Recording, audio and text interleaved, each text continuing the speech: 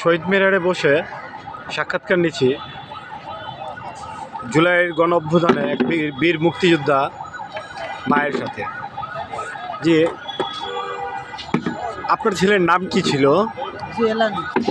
সে কোথাকার?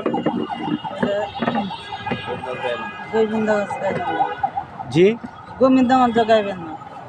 গোবিন্দগঞ্জ গাইবান্ধা। গোবিন্দগঞ্জ গাইবান্ধা। ও, তো সে কীভাবে এই আপনার সংগ্রামে কিভাবে সে নিহত হলো, এই ব্যাপারে কিছু বলবেন? গাজীপুর থাকতো, গাজীপুর আনসার একাডেমি।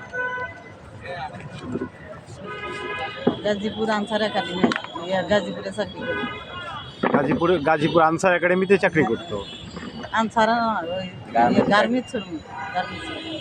গার্মেন্টসে চাকরি করতো। কিছু সংগ্রামী তিনি ছিলেন, ছাত্র আন্দোলনে ছিলেন। আপনি তার মা? আপনার নাম? মোসাম্মদ জামাল। তো এইগুলো তো জুলাই ফাউন্ডেশনে আপনাদের কাগজপত্র কি জমা হয়েছে? আজকে আপনারা এখানে কি আমন্ত্রিত? তো কতটুকু আশা রাখেন আপনাদের আপনার নাগরিক সমাবেশ তো প্রত্যেকটা শহীদ পরিবারের সম্মানার্থে তাদের খোঁজখবর রাখে, সেক্ষেত্রে আপনার বেলায় কীরকম ঘটেছে? খোঁজখবর নিচ্ছে। হ্যাঁ, তো মানে আশাবাদী এরা খোঁজখবর নিচ্ছে আপনাদের। আমরা জানতে পারলাম যে শহীদ পরিবারের খোঁজখবর